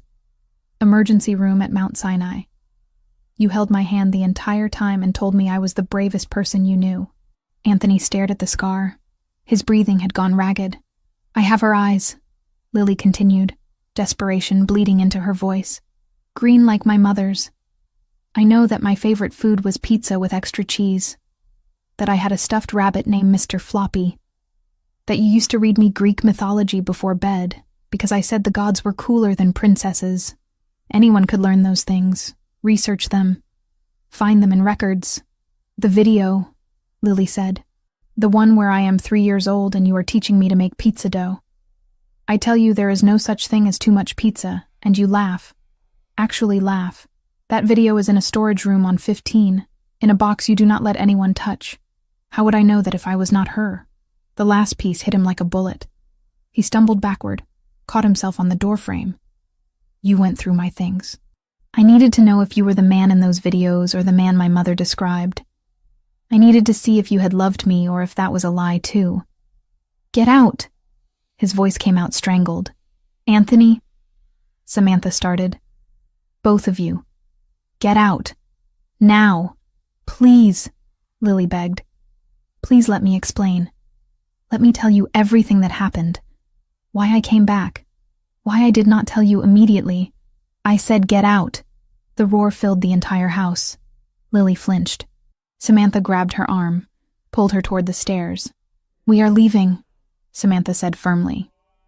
You call me when you are ready to hear the rest. They made it to the SUV. Security did not ask questions, just drove. Lily sat in the back seat, shaking. Samantha's arm around her shoulders. That was not how it was supposed to happen, Lily whispered. No, but maybe it was the only way it could happen. Behind them, in the house, Anthony Richetti stood in his dead daughter's bedroom and tried to remember how to breathe. His phone rang 6 times. He ignored it. Voices called from downstairs, security checking if he needed anything. He told them to leave. When the house was finally silent, he sank to the floor and pressed his hands against his face. 9 years of grief. 9 years of guilt. 9 years of visiting graves, of watching videos, of keeping clothes and toys and memories, because letting go meant accepting they were really gone. And she had been alive. The entire time. Rage hit first. Blinding, consuming rage at Rachel for doing this. At Lily for not telling him immediately. At himself for not somehow knowing, not sensing that his daughter was breathing the same air somewhere in the world. Then came something worse than rage. Hope. Fragile. Terrifying hope that maybe, impossibly, the girl downstairs was telling the truth, that his daughter was alive, that he could have her back. But if she was telling the truth, that meant 9 years of pain had been preventable, meant Rachel had weaponized their child, meant Lily had walked into his building, worked for him, let him protect her, and said nothing. He pulled out his phone, called the one person who might have answers. Samantha. Anthony. Her voice was careful. How long have you known? Silence on the other end. Then quietly, since the Albanian attack. She told me after you left to interrogate them, and you said nothing. I gave her 2 weeks to tell you herself. That was the deal. She was supposed to write you a letter, supposed to do this on her terms. What happened today was not the plan. 2 weeks. You have known for 2 weeks that my supposedly dead daughter was alive and you said nothing. She was terrified, Anthony. 15 years old. Told her entire life that you were dangerous. Suddenly alone in a city that is not safe for someone like her. She needed time to be sure. Sure of what? That you were not the man her mother described. That telling you would not put her in more danger. I would never... His voice broke. I would never hurt her. She is my daughter. She knows that now. But she did not know it when she arrived. All she had was 9 years of lies and a dead mother's confession. Samantha's voice softened. She came back because she wanted to find you. Because she hoped Rachel was wrong. Give her a chance to explain the rest. Anthony sat in his daughter's room, surrounded by the childhood Rachel had stolen, and tried to process the impossible. His daughter was alive. Everything else, all the anger and betrayal and confusion, would have to wait, because underneath it all, beneath every other feeling, was the one truth that mattered. His daughter was alive. He did not know how long he sat there. Minutes or hours. Time had stopped meaning anything. Finally he stood, walked downstairs, got into the SUV that had been waiting. "Where to, sir?" the driver asked. "The cemetery." He stood at the graves alone, the 2 headstones that had defined his existence for 9 years. One for Rachel, one for Lily, both lies carved into permanent stone. "You did this," he said to Rachel's grave. "You took her from me, made me think she was dead. Let me suffer for 9 years when she was alive." The stone offered no answers. He turned to Lily's grave, touched the name carved there. "I do not know if you are really her," he whispered. "I do not know if I can trust what I am feeling. But if you really are my Lily, I need to know everything. I need to understand how we lost 9 years." The city noise faded into background static. He stayed until his phone rang with a call he could not ignore. When he finally left, he did not look back at the graves, could not bear to see his daughter's name on stone that should never have existed. He had decisions to make, questions to ask, a truth to verify beyond what his heart desperately wanted to believe. But first, he needed to go somewhere quiet and figure out how to reconcile the impossible with the real. His daughter was alive. Everything else would follow from that. Anthony did not call for 2 days. Lily went to work, filed documents she barely saw, ate food she did not taste. The apartment he had given her felt like a borrowed stage set, waiting for someone to come take it away. Her phone stayed on the table, screen face up, every buzz making her heart slam against her ribs. None of them were from him. Samantha checked on her twice a day, in person when she could, by text when she was stuck in meetings. "Have you heard anything?" Lily asked on the second evening, sitting at the small kitchen table with untouched tea in front of her. "No," Samantha answered honestly. "He is processing. That is going to take time. Or he is deciding how to make me disappear. He is not going to hurt you," Samantha said. "He is angry, shocked, probably feels like his entire world just flipped. But he is not going to hurt you. He shouted at me to get out. Because he needed space, not because he wanted you gone forever." Samantha hesitated. "You detonated 9 years of grief in one sentence. There is no good way to respond to that. Do you regret giving me the 2 weeks?" Lily asked quietly. "Do you think I should have told him the first day I walked into the building?" "I do not know," Samantha admitted. "Part of me thinks there was never going to be a way to make this easy. Another part thinks every extra day hurt him more. But I am not the one who lived through what you did. You made the best decision you could with what you knew." Lily looked down at her hands. "He might never forgive me. He might not," Samantha said, "because lies would only make the fall worse later. But he might. You gave him something huge, terrible and miraculous at the same time. He gets his daughter back. That changes everything. If he wants me, if he did not want you, he would not have kept your room, your toys, your videos. He would not have visited your grave every day. Wanting you has never been the problem. The third day dawned gray and cold. Lily went to work because she did not know what else to do. Security still escorted her to and from the building, their orders unchanged. In the middle of alphabetizing a stack of contracts, her phone buzzed. Come to the penthouse. Now. No name. Did not need one. Her legs felt oddly numb on the elevator ride. When the doors opened into the penthouse, she half expected to see the room filled with people. Lawyers, priests, maybe a firing squad. It was just Anthony. He stood near the floor-to-ceiling windows, hands in his pockets, shoulders rigid. The city sprawled out behind him in muted winter colors. Lily, he said without turning. Her name sounded different now. Heavier. Real. She stepped inside. The elevator doors slid shut behind her with a soft hiss that felt far too loud. Sit, he said. She did not. I would rather stand. He took a slow breath, like he was counting to 10. Then he turned around. His eyes looked like he had not slept in days. There were new lines at the corners, tension drawn tight around his mouth. You wrote a letter, he said. You were going to leave it here. Yes. Why did you not? I wanted to be there when you read it. I did not want you to find out alone. He huffed something that was not quite a laugh. That did not work out. No. Silence stretched between them. The room felt too big and too small at the same time. How much of what you told me in that house was true? He asked finally. All of it. Start from the beginning, he said. Everything. No lies, no omissions, no protecting her memory. If I am going to believe you are my daughter, I need to know exactly what she did. So she told him. About the day at school when Rachel arrived with forced excitement. About the long drive out of the city. The way Rachel kept checking the rearview mirror. About the car left near the river with a few of their things inside. Doll, jacket, car seat. Just enough to make the story believable.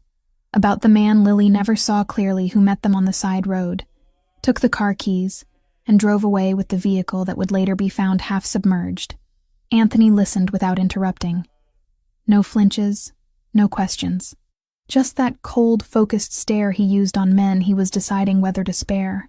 She told him about Mexico, the tiny apartment in Tijuana, the jobs Rachel worked under the table, the Spanish that came faster than English, the way Rachel would scour the internet for any mention of Anthony, always ready to move again if his name appeared too close to where they were.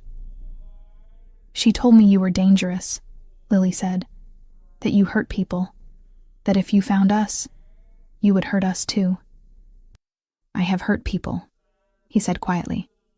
Many, but never you. Never her. I know that now. Her throat tightened. I did not then. She described the hospital, the pain in Rachel's voice when she finally admitted the truth. She said she lied about everything, Lily said. That you never hit her, that you never threatened me, that she left because she was angry, because she could not stand the idea of you winning in court. So she decided to hurt you in the one way she knew would work, by taking me and making you think I was dead.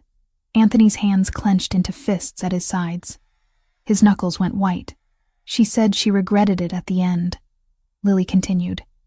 That it did not make her feel better, that she ruined your life and mine, that if she could do it over, she would have stayed and fought fair. That sounds like her, he said. The words were flat, scraped raw, proud, stubborn, always wanting to win no matter the cost. Lily told him about Rachel's last days, the way she clung to Lily's hand, the apology that came too late to change anything except the story Lily would carry forward. I cremated her, she said. I scattered her ashes in a little place she liked by the water. Then I found the emergency money she left hidden. Enough for a bus ticket north and a fake ID. Alone, he said. Not a question. Yes, you were 15. Alone. No papers. No protection. I had survived worse in Tijuana. That is not an answer. It is the only one I have. He looked away. Paced once across the room, then back. You could have called me, he said. Found some way to reach me. I have resources, connections. One phone call and I could have had you out of there, in a hospital in New York, with the best doctors in the world treating her. She did not want that, Lily said. She was terrified of being found, of you finding her. Even after she confessed, she was afraid of what you might do if you knew where we had been for 9 years, and you listened to her. She was my mother, Lily said quietly. Sick, dying. I did not want to spend her last days fighting. He flinched. So you honored her lies instead and let me bury an empty coffin. I did not know about the funeral, she said, about the graves, about any of it. We did not have access to news outside Mexico most of the time. I did not know you were visiting a stone with my name on it until I came back and saw it with my own eyes. The memory of that first day in the cemetery punched through her again. Anthony on his knees, white flowers on granite, 9 years of grief etched into his posture. What made you come back? He asked. Her confession. The way she said your name at the end. Not with fear. With regret. She said you loved me. That you always had. That stealing me from you was the worst thing she ever did. I wanted to know if that was true. If you were the man she described in those last days or the monster she had painted in the years before. So you forged documents, got into a program that brings you directly into my building, used my charity to get close enough to watch. Yes, and you did not think that was something you should mention before accepting my help. The apartment, the security, the dinners. I was afraid, she repeated. Afraid you would see me as part of what she did, that you would send me away. Or worse. Worse? His eyes flashed. What do you think I am? A man who has killed people, she said. A man who controls half this city from up here. A man my mother told me to fear. I had to see with my own eyes who you really were before I put my life in your hands. And what did you decide? She met his gaze. That you are not the man she described. That you are terrifying and dangerous, but not to me. That you loved me. That you still do. The last part hung there, daring him to contradict it. He did not. Instead, he sank into a chair like his legs had given out. Years seemed to drop onto his shoulders in a single moment. I have visited your grave every day for 9 years, he said slowly. Rain, snow, heat waves, does not matter. Every morning at 7:30, I stand in front of a stone with your name on it and talk to someone I believed was gone forever. I know, she whispered. I saw you. He looked up sharply. You what? When I first arrived, before I went to the program, I found the cemetery. I watched you from behind a tree, 3 days in a row. I saw you kneel. I saw you cry. I saw you talk to the stone. That was when I realized my mother had lied. Not just about you being dangerous. About you not caring. You cared more than anyone I had ever seen. He closed his eyes like the image physically hurt. You let me suffer for 9 years, he said. You let me think you were dead while you were alive. You let me mourn every single day. I did not know you were mourning, she said desperately. I did not know what you were doing, what you thought. I was a child in another country being told my father was a monster. I did not choose any of that. And when you did know, when you stood in that cemetery and watched me, when you walked into my building under a fake name, I panicked, she said. I wanted to tell you immediately. I almost did. In the archive room, when you asked my name and heard it. In the penthouse, when you bandaged my arm. But every time, fear stopped me. Fear that if I told you, I would break you. Fear that you would look at me and see 9 years of lies. Not your daughter. You thought not telling me would hurt less. No, she said. I thought it would buy me time to be sure. To know you as a person, not a myth. To understand the life you lived, so I did not walk into something I could not handle. And in the meantime, my enemies found out before I did. That was never the plan, she said, anger at herself bubbling up. I did not think about how fast information moves. I was stupid. No, he said. You were 15. There is a difference. The anger in his voice had shifted. Less directed outward now, more turned on himself. He stood abruptly, paced to the window, then back. How long has Samantha known? He asked. Since the attack. I told her after you left to interrogate them. She gave you time. She gave me 2 weeks. I did not use them well. He huffed that not quite laugh again. No, you did not. Another silence.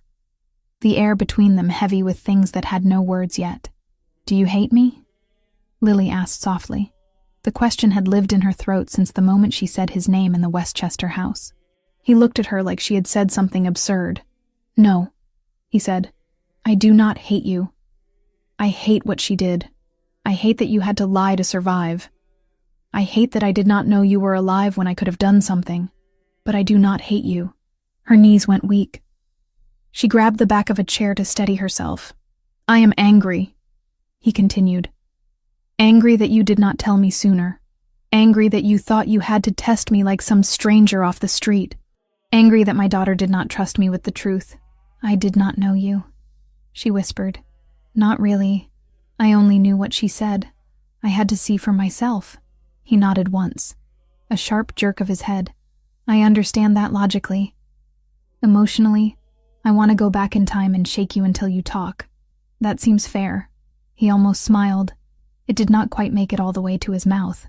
You are very calm for someone who just admitted to lying to a mafia boss, he said. I am not calm, she said. I am just out of panic. He exhaled slowly, some of the tension leaving his shoulders. I need proof, he said. Something beyond stories and scars. DNA, blood tests. I need my head to catch up to what my heart is already screaming at me. What is your heart screaming? Lily asked before she could stop herself. That my daughter is standing in front of me, he said simply. That the universe has played a cruel joke and a miracle at the same time. That if I am not careful, I will break both of us trying to make sense of it. He moved closer. Slowly, like approaching something wild. I want to hug you, he said. More than I have wanted anything in years. But I do not know if that will help or make this worse. Maybe we do not have to know, she said. Her voice shook. Maybe we just try. He hesitated 1 heartbeat longer, then closed the distance. The first touch destroyed her, his hands on her shoulders, heavier than she remembered, larger, calloused from years of work she did not want to imagine. He paused there, giving her a last chance to pull away. She stepped into him instead. His arms went around her in a motion that was half muscle memory, half instinct. He pulled her in like he had in the videos, but tighter, like he never planned to let go again. She broke. The sob tore out of her so violently it bent her forward. Tears soaked into his shirt, hot and endless. Her hands fisted in the fabric, afraid that if she did not hold on, this would dissolve into another dream. He shook too. She felt it, his chest heaving, breath uneven, one hand cradling the back of her head like she was still small enough to fit entirely under his chin. I am here, he whispered into her hair. You are here. You are real. I am sorry. She choked. I am so sorry. I should have come sooner. I should have told you immediately. I should have... Stop. His voice cracked. You survived. You came back. That is all that matters. They stayed like that a long time. Time blurred. The world outside the windows could have ended, and neither of them would have noticed. Eventually, the sobs slowed. Lily's legs went from shaky to merely weak. Anthony did not release her completely, just eased his hold enough to see her face. You look like her, he said quietly. Like me too. But the way you frown... He brushed a thumb over the line between her brows. That is all her. I do not remember her the way you do, Lily said. I remember the last version, sick, angry. Sorry, I do not remember this house or what you were like together. I have videos, he said. Pictures, stories. We will go through them when you are ready. All of them. You deserve to know the part she stole from you. Do you... She hesitated. The question felt fragile. Do you still want me here? In your life? In this... world? I have wanted you here every day for 9 years, he said. That has not changed because I am angry at how you came back. You are not going to send me away. Never. His voice hardened on that word. I let you be taken once. I will not fail you again. She believed him. For the first time since stepping off the bus in New York, some part of her unclenched. A soft knock sounded from the elevator foyer. "It is Samantha," came the muffled call. "Anthony? Lily? Are you okay?" Anthony closed his eyes briefly, then stepped back, keeping one hand on Lily's shoulder like he needed the physical contact to stay grounded. "Come in," he called.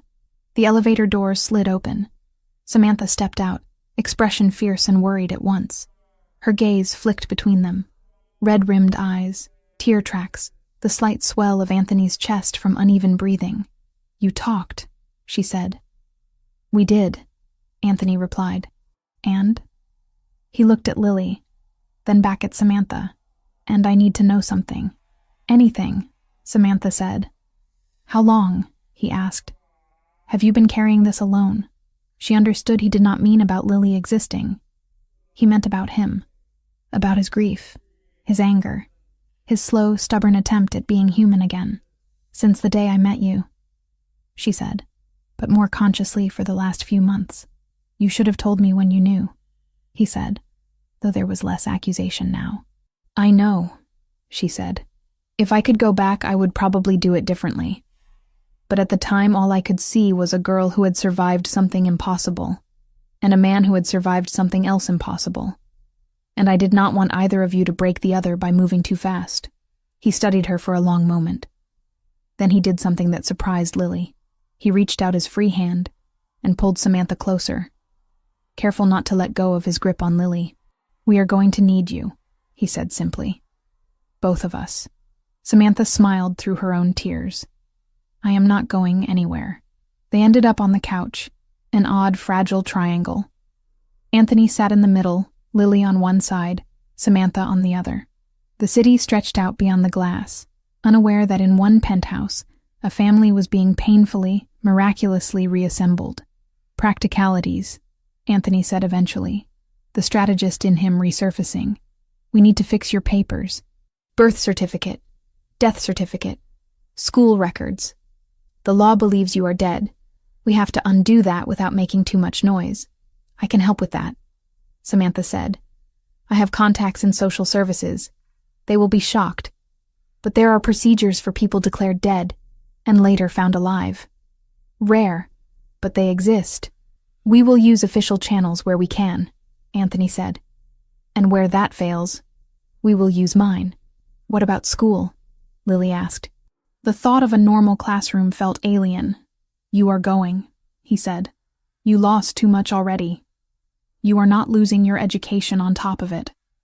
We will find a place that can handle security quietly." Lily thought about kids her age who had spent the last 9 years worrying about grades and crushes instead of border crossings and forged IDs. The idea of sharing a classroom with them seemed surreal. "What about Rachel?" Samantha asked carefully. "What are you going to do about her grave?" Anthony looked toward the window, though it did not face the cemetery. "I am not ready to answer that yet," he said. "I need time to reframe." Lily nodded. "I want to talk about her, all of her, not just what she did at the end."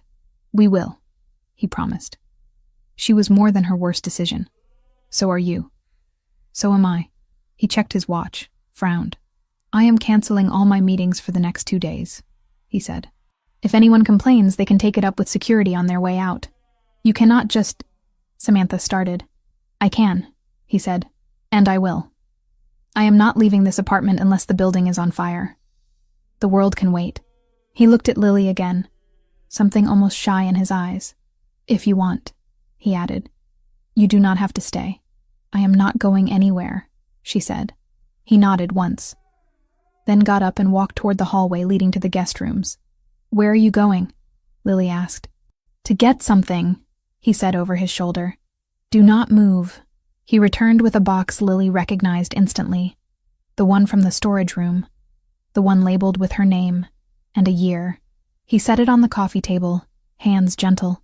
"If we are going to start over," he said, "we do it properly, from the beginning. This is everything I kept. Every picture, every drawing, every ridiculous art project you ever brought home. We go through it together." Lily reached for the lid, then stopped. "I thought you said you needed DNA proof," she said. "I do. he replied. We will do the tests. We will sign the papers. We will make the government admit they were wrong. But I am not waiting for a lab report to start being your father again. Her vision blurred. She lifted the lid. On top was a photograph of a toddler with wild curls and frosting on her face, sitting on a kitchen counter, while a younger version of Anthony laughed beside her. Lily touched the image with trembling fingers. Tell me about that day, she said. Anthony did. He talked until his voice went hoarse. About first words, first steps, first time she fell and got up on her own. Samantha listened, adding gentle questions that helped the narrative keep moving. Outside, the sky shifted from gray to dark. Inside, in the warm circle of lamplight, a man, his daughter, and the woman who had bridged the gap between them, began the slow work of stitching 9 lost years into something new. 2 days turned into 6, before anyone outside Anthony's closest circle realized something had changed. He cleared his schedule with the same efficiency he used to move shipments and negotiate territory. Meetings vanished from his calendar. Dinners with politicians and rival bosses were postponed indefinitely. Even the daily cemetery visit stopped. For the first time in 9 years, he did not go to the graves. His world shrank to the walls of the penthouse, to the girl who spent most of her time there now, and to the woman who moved between them like a steadying force. The DNA test came back fast. Money moved doors. A private lab ran the samples without questions. The envelope arrived hand-delivered by one of Anthony's most trusted men. He did not open it alone. He sat at the kitchen island with Lily on his right, Samantha on his left. The man who brought it stood near the door, pretending not to watch, but his eyes kept darting back. Anthony turned the envelope over in his hands once, then twice. The weight felt heavier than paper should. You do not have to open it, Samantha said. You already know. I need my head to catch up, he answered.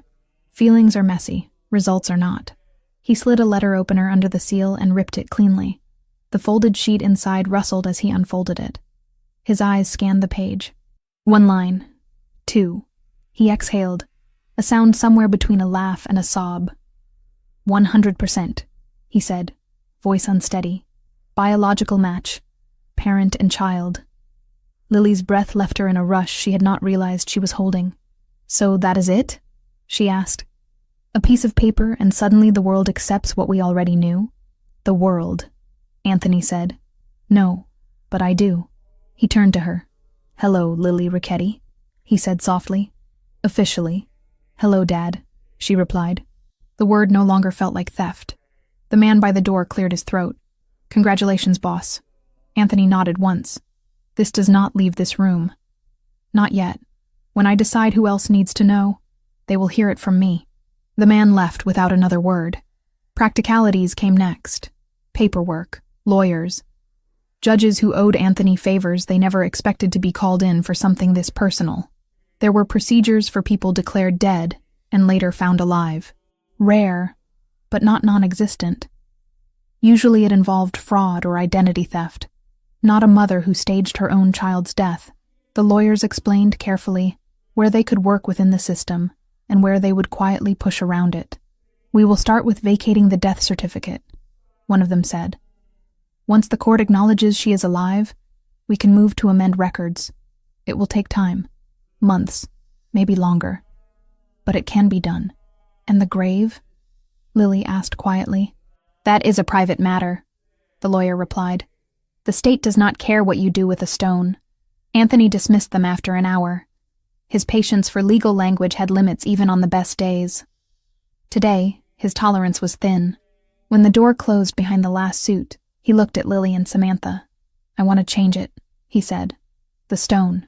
Both of them. Not erase them, Lily said quickly. Just make them honest. He nodded. Rachel was not entirely who she pretended to be, but a part of her loved you. That deserves to be acknowledged. And you... He stopped, swallowed. You were never there to begin with. They went to the cemetery together for the first time. Security stayed back, giving them a wide circle of privacy. Samantha walked on one side of Lily, Anthony on the other. The wind cut across the open space, carrying the sharp scent of winter and something softer from the flowers other people had left for their dead. 2 headstones waited where they always had. Rachel's name, Lily's name, dates that now meant something entirely different. Anthony crouched in front of his daughter's grave, ran a hand over the carved letters. "I am sorry," he said. "I am sorry I put you here in my mind. I am sorry I did not fight harder when your mother took you. I am sorry I let this stone define 9 years that you were still living." Lily knelt beside him. "You did not know," she said. "You believed what everyone believed. There was blood. There was a car. There were reports. You are not a god.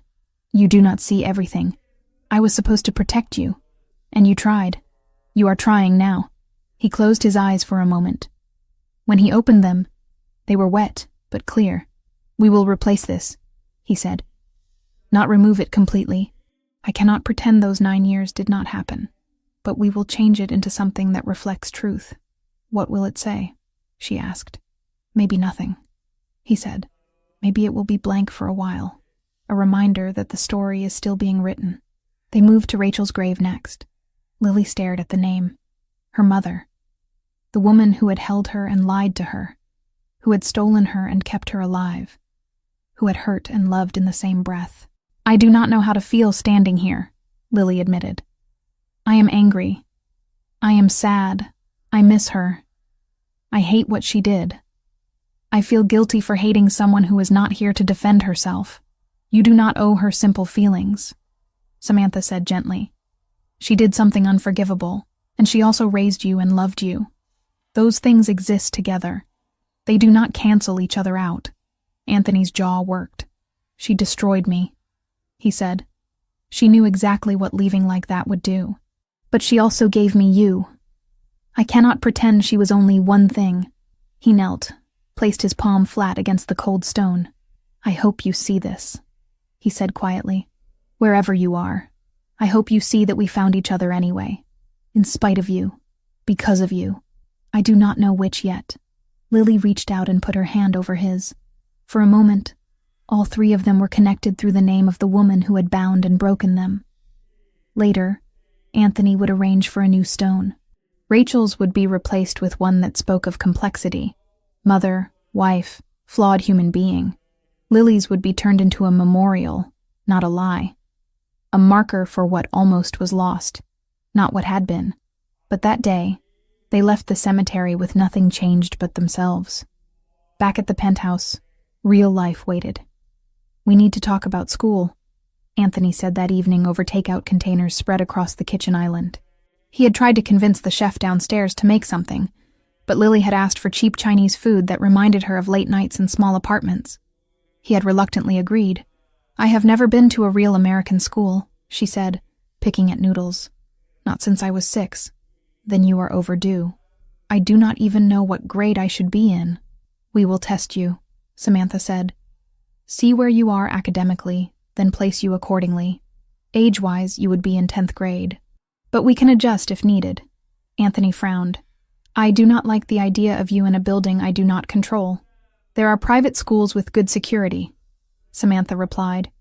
"Places used to high-profile kids, children of diplomats, CEOs, people with enemies. And me," Lily said dryly. "Child of a Mafia boss. That will go over well." "No one has to know that part," Samantha said. "On paper, you will be the daughter of a wealthy businessman. That is all." "You are okay with lying like that?" Lily asked her. "I am okay with keeping you alive long enough to figure out who you want to be," Samantha said. "If that means fudging some details on a school application, I will sleep fine." Anthony gave a short nod. "Start looking. Money is not an issue. Safety is. And what about—" Lily hesitated. "Your world. The other one. The part that is not boardrooms and legal fronts. My world," he said slowly, "is not what it was when my father ran it. I have already been moving things toward legitimate operations. Too slowly, apparently. Now, with you here, that process accelerates. You cannot just walk away," she said. "You said so yourself. I cannot vanish without consequences." He agreed. "But I can step back. Delegate. Reduce exposure. There is a difference between being the face of an empire and being the landlord of its legal shells. Samantha watched him, aware of how significant that statement was. Men like Anthony did not give up control easily. "You are doing this for her," she said. "I am doing this for both of us," he replied. "I have spent 9 years with nothing to lose. That is a dangerous way to live. Now I have something again. Someone. That changes calculus." He looked at Lily. "I will not lie and say I can become an honest man overnight. That would be another lie you do not need. But I can promise you this. Nothing from that side of my life will ever touch you if I can help it, and I will work every day to reduce the chances it can." Lily held his gaze. "You cannot promise nothing will ever touch me," she said softly. "You live in a world where bullets do not care about intentions." "You are right," he said. "I cannot control everything, but I can control where I stand when the bullets start flying. You would stand in front of me," she said. "Every time," he answered. Trust did not spring fully formed from those words. It grew, slowly, over the next months. Lily enrolled in a private school on the Upper West Side under the name Lily Wells Ricchetti, daughter of businessman Anthony Ricchetti and partner Samantha Wells. The hyphen was deliberate, a quiet acknowledgement of the woman who had held her hand through the most dangerous part of the journey back. At first, school felt like an alien planet. Kids complained about homework and college applications, and parents who did not understand them. Lily came from a life where worries were measured in border checkpoints, and whether a landlord would change the locks without warning. She was behind in some areas, ahead in others. Math and science came easily. Literature took more work. History felt like reading someone else's life story while living an entirely different genre. The school knew nothing of her real background. On paper, she was a transfer student from an international school in Mexico City. Her Spanish fluency helped sell that story. The security team blended in as drivers and family staff. They were there without being obviously there. Anthony hated it. Every morning when she left, he experienced a spike of panic he tried not to show. Every afternoon when she returned, he breathed easier. It became their ritual. She would drop her bag by the door, kick off her shoes, and find him in whatever room he had claimed that day.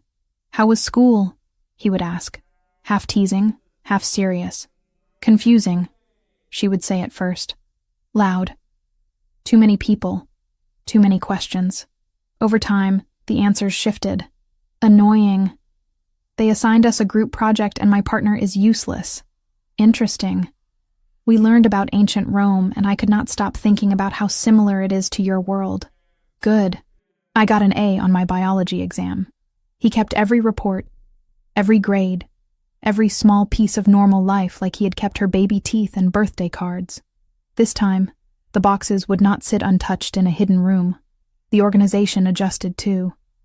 Some men grumbled quietly about their boss going soft, about meetings delayed because of parent-teacher conferences, about resources diverted to legitimate investments. Others understood. "Boss is thinking long-term," one of his lieutenants said in a bar one night. Before, he was thinking until the next bullet. Different game now. Anthony did not explain himself. He did not need to.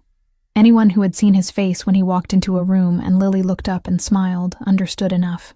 The Albanians tested the boundaries once. A minor flare-up on the docks. Nothing major. A container misplaced, a payment delayed. Shots fired more as warning than as declaration of war. Anthony responded with controlled ferocity. Meetings happened behind closed doors. Territory maps were redrawn. A deal emerged that left the Albanians with expanded rights in a port across the river, and Anthony with a written agreement that explicitly listed Lily by name as untouchable. "If anything happens to her," he told their leader across the table, voice calm and cold, "I will not go after your money. I will not go after your men. I will go after your family, and I will not stop." The man believed him. He signed. When Anthony came home that night, he found Lily asleep on the couch, a textbook open on her chest. Samantha sat in a chair nearby, reading a file. "How bad was it?" she asked without looking up. "Handled," he said. "They will not touch her." "You cannot guarantee that." "No," he said. "But I gave them extra incentive to keep their distance." She closed the file, studied his face. "You look tired." I negotiated with men who think compromise is weakness. I am exhausted.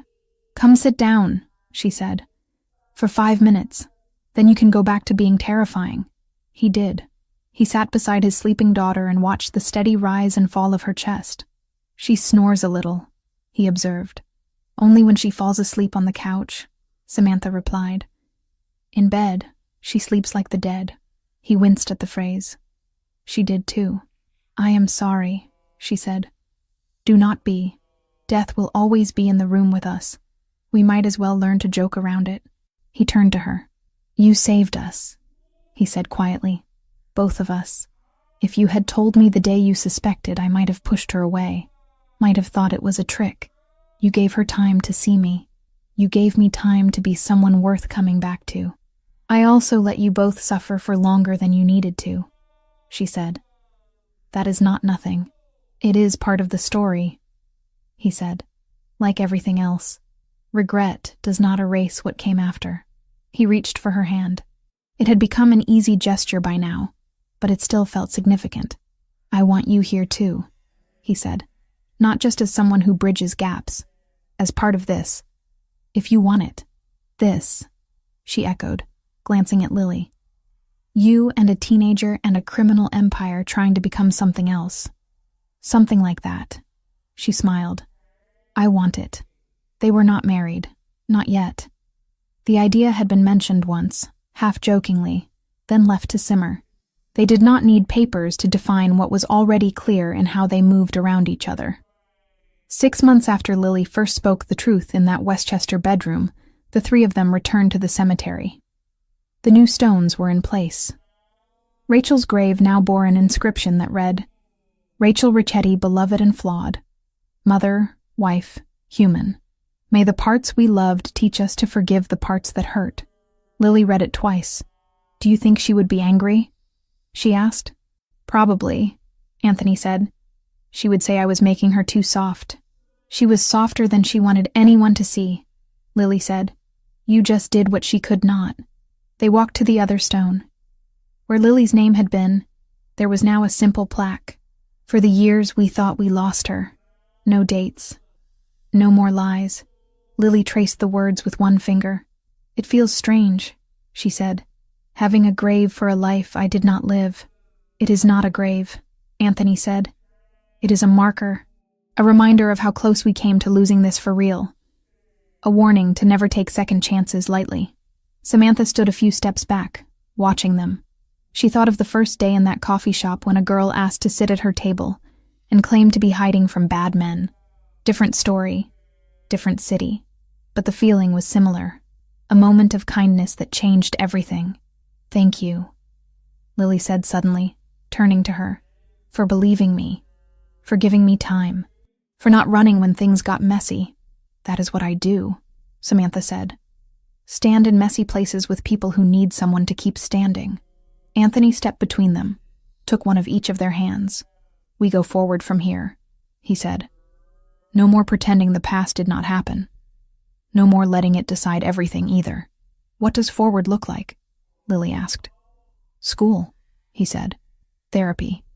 Boring things like debate club if you want it. Me in a suit in fewer warehouses and more conference rooms.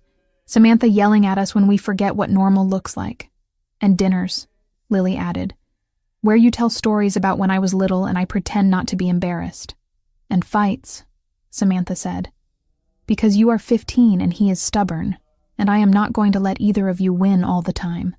And holidays, Anthony said. Real ones. With too much food and noisy people and arguments about nothing. Lily looked at the plaque with her almost grave one last time. Then she turned away from it. As they walked back to the car, she slipped her hand into her father's. His fingers closed around hers without hesitation. Do you ever think about what life would have been like if Mom had stayed? She asked. Every day, he said. But then I remember we are here now. That you are here now. And I think less about what could have been, and more about what we do with what we have. And what do we have?